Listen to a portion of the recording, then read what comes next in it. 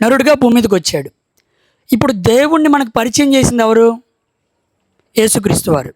యేసుక్రీస్తు వారు రాకపోతే మనకి పరలోకంలో ఉన్న దేవుడు తెలిసేవాడా?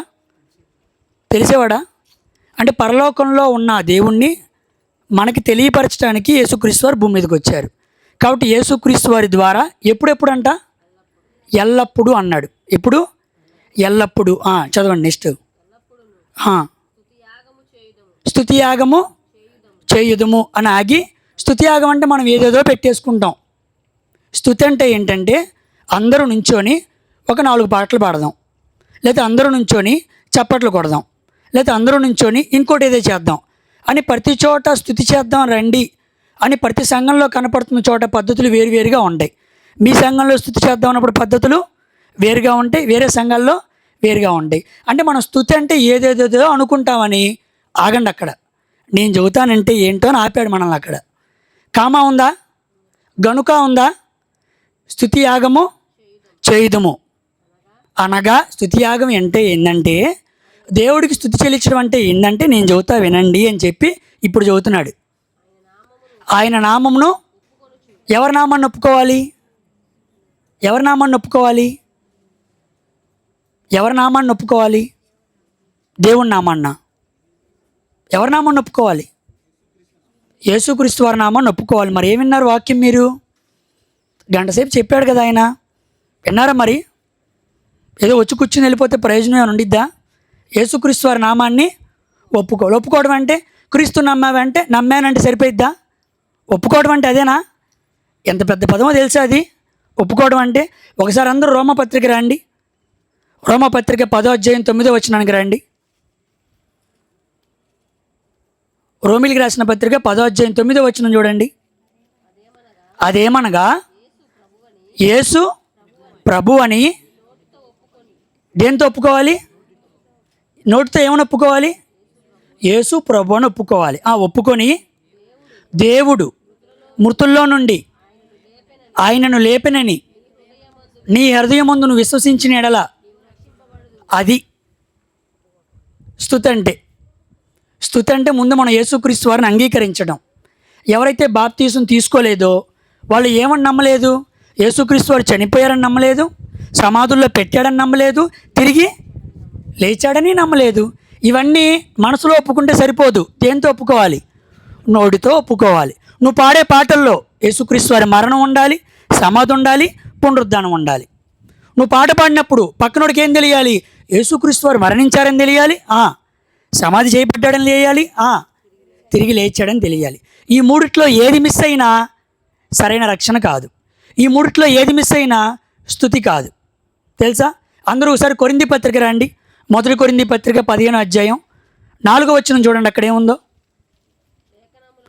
లేఖనముల ప్రకారం ఎవరెవరో చెప్పినట్టు కాదు, పరిశుద్ధాత్ముడు దేవుడు సహాయంతో తండ్రి అయిన దేవుడు రాపించిన పరిశుద్ధ గ్రంథంలోని లేఖనాల ఆధారం ప్రకారంగా 3వ దినమున లేపబడిను. పైన వచ్చిన కంప్లీట్ చదవండి, ఇంకా పైన చదవండి. నాకు ఇవ్వబడిన ఉపదేశమును మొదట మీకు అప్పగించి తిని. ఉపదేశం ఏదనగా లేఖనముల ప్రకారం క్రీస్తు మన పాపల నిమిత్తము మృతి పొందెను, సమాధి చేయబడెను. లేఖనముల ప్రకారము చూసారా? ఏముండాలి? చనిపోవటం ఉంది, తిరిగి లేపబడటం ఉంది, మధ్యలో ఏముంది? సమాధి ఉంది. దీంట్లో ఏదో 2 నమ్ముతాను, 3వది నమ్మనంటే అదేం కాదు. ఈరోజు పాఠం అనుగుణంగా స్తుతి కాదు. స్తుతి యాగం అంటే ఏంటంటే ఆ యేసు నామమును ఒప్పుకొనుచు. నామాన్ని ఒప్పుకోవడం అంటే అదనమాట. నా కోసం ఒక దేవుడే దిగొచ్చాడు భూమి మీదకి. ఆయనలో ఏ పాపం లేదు, అన్యాయంగా చంపేశారు. ఆయన మరణానికి వెళ్ళాడు, సమాధికి వెళ్తాం వాస్తవం. ఈరోజు చాలామంది సమాధికి వెళ్ళలేదు అంటున్నారు. కాదు, అది వాస్తవం. సులువ మీద చనిపోలేదు అంటున్నారు. కాదు, అది వాస్తవం.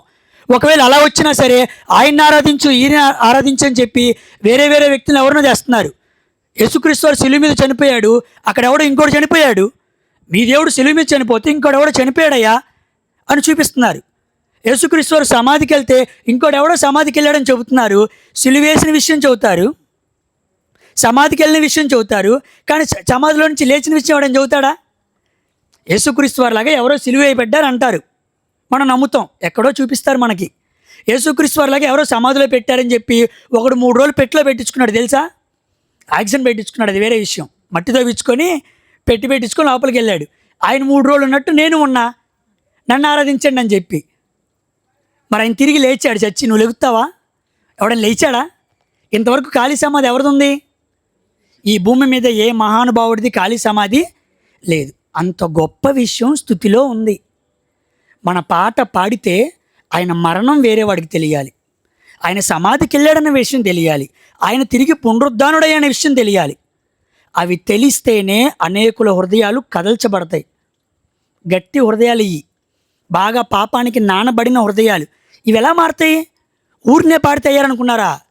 దెబ్బలు కొట్టి, చొక్కాలు ఇప్పదీసి, బెత్తముడితో కొట్టి, రాళ్ళకు బండలేసి ఆ జైల్లో పెడితే పౌలుసీలు పాటలు పాడుతున్నప్పుడు అసలు ఆ నేరస్తులు ఎలా ఉంటారు తెలుసా? నేరస్తులు ఎలా ఉంటారో మీరు జైలుకి వెళ్ళి ఈరోజు వాక్యం చెప్పండి, సాయంత్రానికి బాప్తీసం తీసుకుంటారు ఎవడైనా? వెళ్ళి చూద్దాం. అటు మనకి ఎంఆర్ఓ ఆఫీస్ దాటంగానే ముందుకెళ్తే సెంట్రల్ మామూలు జైలు ఉండి దాడికి వెళ్ళి చెప్పు, ఎవడైనా మారుతాడు అసలు? నీకు సెంట్రల్ జైలుకి వెళ్తావు రాజమండ్రి, ఎవడైనా మారుతాడు ఒక రోజులో? మరి కరుడు కట్టిన హృదయాలు ఎలా మారినాయి? ఆలోచన వస్తుందా మీకు? ఏ మాటలు వాళ్ళకి అర్థమైనాయి? ఏ గొప్ప వ్యక్తి గురించి వాళ్ళ పాటల్లో వాళ్ళకి తెలియజేశారు? పాట అంటే ఏందనుకున్నారు? మైకి లాక్కొని అడావుడిగో పాట పాడేయటం. పాట పాడానని చెప్పి నలుగురికి తెలుస్తుందా లేదా? నలుగురు ఉన్నప్పుడే పాట పాడతాం. నేను పాడినప్పుడు బాగా సాగదీసి పాడితే నలుగురు పాడేస్తే అబ్బో వచ్చేసింది మహిమ అనుకుంటున్నాం. మన బొంద. ఏమి రాదు మహిమ దేవుడికి. తెలుసా? మన బతుకులో ఆయన మరణం కనపడాలి వేరేవాడికి. మన బతుకులో ఈ లోకం మీద ఇష్టం ఉండకుండా కనపడాలి. ఈ బతుకు అన్యాయం అని కనపడాలి. అందుకే 13వ అధ్యాయం 14వ వచనంలో ఏం చెప్పాడు? మనకి ఇక్కడ స్థలం లేదయ్యా, మనకి నిలవరమైన పట్టణం ఇక్కడ లేదు, మనకిక్కడ ఏదీ లేదన్నప్పుడు మన మనసులో నుంచి స్తుతి వచ్చిద్దే, అది రావాలి. అందుకే 15వ అధ్యాయంకి ముందు 14వ వచనంలో ఏమన్నాడంటే, ఇక్కడ మనం యాత్రికులం, కొంతకాలమే ఉంటాం, నిలువరంగా ఎవడూ ఉండడు, వాడు ఎంతటి వాడైనా నిలువరంగా ఉండడు, కన్ను మూసి వెళ్ళిపోతాడు. కాబట్టి యేసుక్రీస్తు వారిని ఒప్పుకోండి అన్నాడు. అక్కడితో ఆపల. ఆ 15వ వచనం కిందే ఉందో చదవండి, ఎబ్రీ పత్రిక. మధ్యలో ఏమన్నాడు? జీవఫలం అన్నాడా? అదిగో నోటితో దేవుని స్తుతించాలా? ఆ నోటితో దేవుని స్తుతించే పాటలు ఎలా ఉండాలి? ఇదిగో ఇవే ఉండాలి. ఈరోజు బయట పాటలు ఉన్నాయి, యూట్యూబ్లో పాటలు వస్తున్నాయి. ఆ పాటల ద్వారా దేవుడికి మహిమ కాదు కదా, దేవుడి నామం దూషింపబడుతుంది. అంత అవమానకరంగా ఉన్నాయి ఆ పాటల్లో. ఆయన మరణం, ఆయన పునరుద్ధానం అసలు ఏమీ ఉండవు. దేవుడు గొప్పతనాన్ని తెలియజేసేలా పాటలు ఏమి ఉండవు. అలాంటి పాటలు ఎంచుకోవాలి. ఈరోజు యువత ఈ మ్యూజిక్కి బాగా అలవాటైపోయి, ఆ పాటలు బాగా అలవాటైపోయి, పాటల్లో సారాన్ని తెలుసుకోకుండా అది నేర్చుకొచ్చి పాడేస్తున్నారు తప్ప పాటలో సారం మీకు అర్థమవుతుందా? పాట పాడొచ్చని తెలుసుకుంటున్నామా? పాటలో విలువ ఉంటుందా? మంచిగా పాడావు, ఈ పాట పాడంగానే నాకు కాస్త ఆలోచన వచ్చింది అని ఎవరైనా అంటున్నారా? బాగా పాడాము, బాగా సాగదీశాము అన్నప్పుడు మనకు వచ్చే ప్రయోజనం ఏమీ లేదండి. అర్థమైందా? పాట పాడితే ఎదుటోడు హృదయం కదిలించబడాలి. అర్థమైందా? పురుకొల్పే పాటలు పాడాలి, దేవుడు గొప్పతనాన్ని తెలియజేసే పాటలు పాడాలి. చాలా చక్కగా దేవుడు మంచి ఆలోచన ఇచ్చాడు ఆయనకి. ఆ వాక్యం చాలా గొప్పది. ఒక వచనంలో ఎన్ని ఉన్నాయి. ఎప్పుడు ఆరాధించాలో ఉంది. ఎప్పుడు ఆరాధించాలి? ఎల్లప్పుడూ ఆరాధించాలి. ఎవరిని ఆరాధించాలి? యేసుక్రీస్తు వారి ద్వారా తండ్రిని ఆరాధించాలి. అప్పుడు మనలో పరిశుద్ధాత్మ ఉండాలి. పరిశుద్ధాత్మ సహాయంతో క్రీస్తు నామమున తండ్రిని ఆరాధించాలి. అంటే తండ్రి, కుమార, పరిశుద్ధాత్మ ముగ్గురు ఉన్నారా? వేరు చేసి ఆరాధించగలమా? తరం కాదు. అంటే దేవుడి త్రిత్వ లక్షణాలు దాంట్లో ఉన్నాయి. చూసారా? ఎవరిని ఆరాధించాలో చెప్పాడు, ఎప్పుడు ఆరాధించాలో చెప్పాడు. ఆరాధించడం అంటే ఏంటంటే ప్రభువుని ఒప్పుకోవటమే. ప్రభువుని ఒప్పుకుంటే మన మనస్సులు మారుతాయి. ఆటోమేటికల్లీ మనం దేవుడు గొప్ప గురించి చెబుతాం. మన పాటలు ఎదుటోడికి మాటలుగా వెళ్తాయి. అవి పాటలు మాత్రమే కాదు, అవి పాఠాలు. ఒక పాట ఎదుటోడికి పాఠం. అది వాళ్ళు విన్నారు. గోడలు బంధించలా, వాళ్ళని సంఖ్యలు బంధించలా, అవన్నీ పగిలిపోయినాయి. ప్రభు మాటలు ఉన్నాయే అవి బంధించినాయి వాళ్ళని. గోడలు పగిలిపోతే ఎవడైనా ఆగుతాడా? సంఖ్యలు పగిలిపోతే ఎవడైనా ఆగుతాడా? కరుడు కట్టి ఎప్పటి నుంచి వెళ్ళిపోదామా అని రోమా సైనికులు పెట్టే శిక్షలు తట్టుకోలేక అక్కడ ఉండడానికి ఎవరికి ఇష్టం ఉండదు. దొరికితే వెళ్ళిపోదామని రెందులో ఉంటారు. అట్లాంటి వాళ్ళు ఆ పాటలు పాడంగానే సంఖ్యలు లేకపోయినా, గోడలు బంధించకపోయినా దేవుడి మాటలు వాళ్ళ హృదయాల్ని బంధింపజేసినాయి. అక్కడితో ఆగిపోయారు అక్కడ. అలా వాక్యాన్ని వినాలి. వింటున్నామా మనం అలాగా? ఏదో నిద్రమత్తుతో, ఏదో ఆలోచనతో, ఏదో లోకంలోని వ్యాపకాలతో ఇక్కడికొచ్చి కూర్చుంటే రావటం ప్రయోజనం ఉండదు. ముక్కుసూటిగా ఉన్న మాట ఉన్నట్టుగా అని చెప్పేస్తున్నా. అవునా కాదా? అవునా కాదా? గంటన్నర సమయాన్ని వేచించుకొని పెట్టేవాళ్ళు, వచ్చేవాళ్ళు, చెప్పేవాళ్ళు అందరూ కష్టపడే వస్తారు కదా. ఏదో వ్యాపకాల్లో చెప్పే వ్యక్తి తల ఊపుతున్నప్పుడైనా ఆ వ్యక్తికి కోయిన్సిడెంట్గా కమ్యూనికేషన్ చేయకుండా ఎన్ని ప్రశ్నలు అడుగుతున్నాడు ఆయన, ఏమైనా మనం స్పందిస్తున్నామా? స్పందించకుండా వచ్చి కూర్చొని వెళ్ళిపోతే ప్రయోజనం ఎవరికి చెప్పండి? సమయం వృధానే కదా. లోకంలో చాలామంది ఎంజాయ్ చేస్తున్నారు కదా, మనం అలా వెళ్ళకూడదనేగా వచ్చింది. పరలోకం కావాలనగా మీ అందరూ వచ్చింది. మరి ఏ ఆలోచనతో ఉంటున్నాం? మనం చాలా తప్పు చేస్తున్నాం. వాక్యం చెబుతున్నప్పుడు ఎలాంటి వ్యక్తులైనా సరే చిన్నవాళ్ళు చెబితేనే వాక్యం వినాలి. తెలుసా? చిన్నవాడు ఏదో ఆలోచనతో వస్తాడు. ఇప్పుడు ఆయన చిన్న వ్యక్తి ఈ మధ్య వాక్యం నేర్చుకున్నాడు. ఆయన చెప్పంగా నాకు పెద్ద విషయం అర్థం కాలా? వాక్యం చదువుతున్నప్పుడు చిన్న వ్యక్తులు చెప్పిన పెద్ద ఆలోచనలు వస్తాయి. మీకు ఎప్పుడైనా వచ్చింది ఆలోచన అక్కడ? రాలేదా? ఇప్పుడు ఇలా మెల్లిమెల్లిగా ఆలోచనలు చేస్తే వస్తాయి. ఆయన ఏం చదువుతున్నాడని వినకుండా ఉన్నాం అనుకో, దేవుడు లెక్క అడుగుతాడు. మాట్లాడేవాడు చిన్నవాడు, మాట్లాడేది చిన్న వాక్యం కాదు, ఇది ఆయింది, లెక్క అడుగుతాడు రేపు. ఆయన దగ్గర ప్రతిదీ లెక్క ఉండిద్ది. ఆనాడు నీకు చెప్పించినప్పుడు నువ్వు ఎలా విన్నావు? ఒళ్ళు దగ్గర పెట్టుకొని భయంతోనే విన్నావా అని రేపు లెక్క అడుగుతాడు. ఆషామాషిగా అటు ఇటు చూస్తూ అటు ఇటు తిరుగుతూ తప్పుది. దేవుడంటే భయం ఉండాలి, గజ వణకాలి, సన్నిధికి వచ్చామంటే జాగ్రత్త ఉండాలి, మళ్ళీ తిరిగి వెళ్ళేదాకా ఒళ్ళు దగ్గర పెట్టుకోవాలి. అది మీరైనా నేనైనా, పెద్దవాళ్ళైనా చిన్నవాళ్ళైనా. వాక్యం ముందు ప్రతి ఒక్కడు విద్యార్థి. ఒక గొప్ప విద్యార్థిగా ఉంటేనే మంచి విశ్వాసిగా మారగలం. అర్థమైందా? స్తుతియాగం అంటే ఏంటో. కాబట్టి మనం ఎల్లప్పుడూ చేయాలి, అక్కడితో ఆపకూడదు. కింద మాట చూడండి, ఆ మాట చెప్పుకొని మనం ముగించుకుందాం. ఆ 13వ అధ్యాయం 16వ వచనం చదవండి. ఉపకారమును ధర్మమును చేయ మర్చిపోకుడి అట్టి యాగములు. చాలామంది ఏం చేస్తారంటే దేవుడు గొప్ప గురించేగా ఇవన్నీ బాగా చదువుతావు అని చెప్పి, అబ్బో ఇక్కడ చూడు రేపు నుంచి దేవుడు గొప్పతనం ఎలా చదువుతాను అని చెప్పి నోటితో చెప్పటమేగా, రూపాయి ఖర్చు ఉండదుగా అనుకుంటారు. కాదు. స్తుతి చేయటం అంటే దేవుడి పక్షాన వచ్చిన వాళ్ళకి ఏం చేయాలి? నువ్వు ఉపకారం చేయాలి. దేవుడు అంటే తెలియని వాళ్ళకి ఏం చేయాలి? ధర్మం చేయాలి. ఏనాడైనా మన కష్టార్జితంలో కొంత పలారాన్ని దేవుడు సంఘానికి తీసుకొచ్చి, అయితే మన జీవితంలో దేవుడు చేసిన మేలుని జ్ఞాపకం చేసుకొని ఉపకారంగా ఎవరికైనా డబ్బు ఇచ్చామా? ఉపకారకంగా ఎవరికైనా సహాయం చేశామా? ఈ యాగాలు మనం చెయ్యం. మరి ఇవి యాగాలే. నోటితో స్తుతిస్తాను, దేవుడు గొప్పతనాన్ని చెప్పేస్తానంటే కుదరవు. అక్కడితో ఆగి 16వ వచనంలో ఏమన్నాడు? ఉపకారాలు ధర్మాలు కూడా మీరు చేయాలి. అవి కూడా స్తుతిలో భాగమే, అవి కూడా యాగంగా చేయాలి. అప్పుడప్పుడు సినిమాల్లో యాగాలు చేస్తారు తెలుసా? వర్షం పడలేదు అనుకోండి, ముఖ్యమంత్రులు ఉప ముఖ్యమంత్రులు యాగాలు చేస్తారు తెలుసా? పెద్దగా కట్టేసి టెంట్లు వేసేసి వర్షాలు పడటానికి 20 రోజులు 30 రోజులు కఠోరంగా యాగాలు చేస్తూ ఉంటారు. నెయ్యి పాలు లాంటివి వేస్తూ ఉంటారు. చూసారు ఎప్పుడైనా? అప్పుడప్పుడు యాగాలు. దాంతో స్తుతిని పోల్చాడు. స్తుతిని యాగంగా చేయాలి. బండి మీద వెళ్తున్నప్పుడు దేవుడికి పాట పాడుకోవాలి. ఉదయం నుంచి బయటికి రాగానే దేవుడికి పాట పాడుకోవాలి. నలుగురు ఉంటేనే పాడతా, సౌండ్ ఎక్కువ పెడితేనే పాడతా, అందరూ ఇంటేనే పాడతా. అప్పుడు అసలు ఆయన ఎండో, నువ్వు ఎవరి కోసం పాడేవో అసలు ఆయన ఎండో. పోరా బాబు, నువ్వు మనుషులను చూసి పాడుకుంటూ చీ నాకు వద్దు అంటాడు. ఇక నా మొహం ఎలా పెడుతున్నా చూడండి, ఎలా పెట్టండి చెదిరించుకుంటూ అట్లా పెడతాడు మన మీద. చీ, మనుషుల ముందు పాడే నీ పాటలు నాకు వద్దు. అర్థమైందా? శ్రమ కలిగినప్పుడు నోట్లోంచి పాట రావాలి. ముందు నోట్లో పాట రావాలంటే హృదయంలో ఏముండాలి? పాట నేర్చుకొని ఉండాలి. కనీసం ఒక్క పాట అయినా వచ్చా హృదయంలో?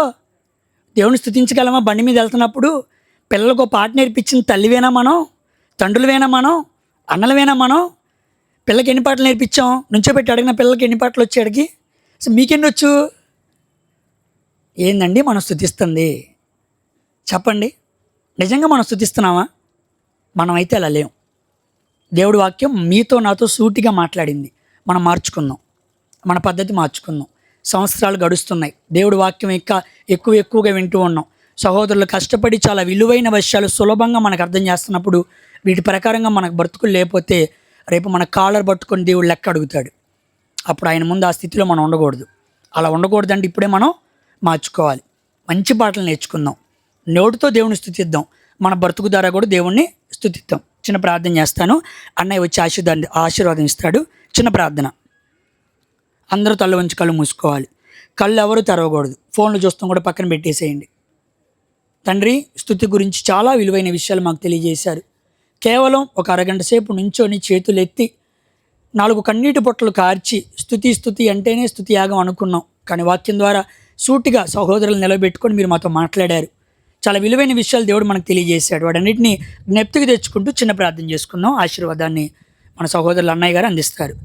కృప కలిగిన తండ్రి, జీవం కలిగిన ఆయన, మహాపరిశుద్ధులైన మా ఆత్మల కన్న తండ్రి, మీ ఘనమైన నామానికి మా ప్రభువైన యేసుక్రీస్తు వారి పేరట ఈ సాయంకాలమున ఈ మండే ఎండలలో చక్కటి గాలిని మీరు పంపిస్తూ ఉన్నారు. ఈ సమయంలో మీకు వేలాది స్తుతులు చెల్లించుకున్నాం నాయన తండ్రి. బిడ్డని అజయ్ అన్నని మీరు నిలబెట్టుకొని ఈ మధ్య వాక్యం నేర్చుకున్నప్పటికీ మీ వాక్యంతో ఆ బిడ్డని బలపరుస్తూ మీరు ఇచ్చిన ఆత్మ సహాయంతో కొన్ని మాటలు సొంతగా ఆలోచన చేసి వివరించడానికి ఆ బిడ్డకి మంచి మనసును అనుగ్రహించారు. కొత్త నిబంధన ప్రకారం స్థితి ఎలా చేయాలనే గొప్ప విషయాన్ని కొన్ని వరకు తనకిచ్చిన మీరు ఆత్మ పరితాపాన్ని బట్టి, శక్తిని బట్టి వివరించడానికి ఆ బిడ్డ పూడుకున్నాను నాయన. ఆ బిడ్డని బలపరచండి.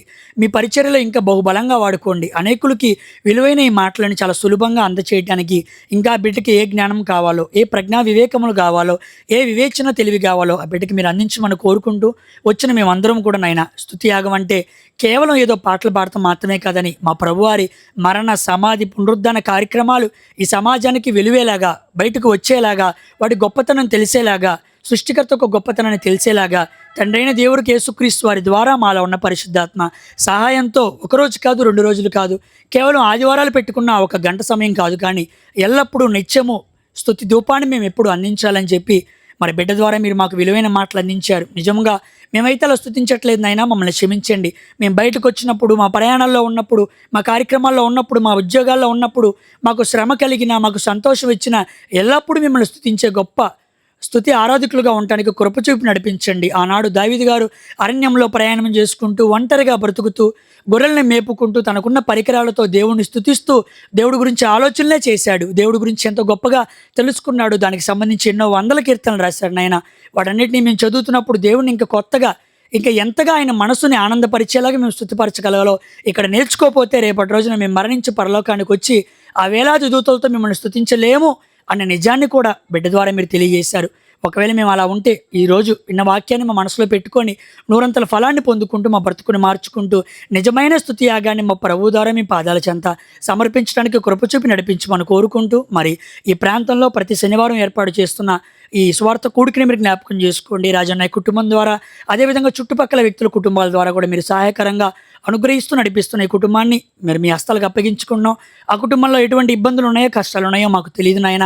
ఎటువంటి కష్టం వచ్చినా దేవుడి పని ఆగకూడదని, స్వార్థ కూడికి జరుగుతూ వెళ్ళాలని చెప్పి మరి ఎంతో ప్రణాళికతో కష్టమైన, ఇరుకైన, ఇబ్బంది అయినా దేవుని పని ముందు కొనసాగిస్తున్న కుటుంబాన్ని మీ హస్తాలకు అప్పగించుకున్నాం.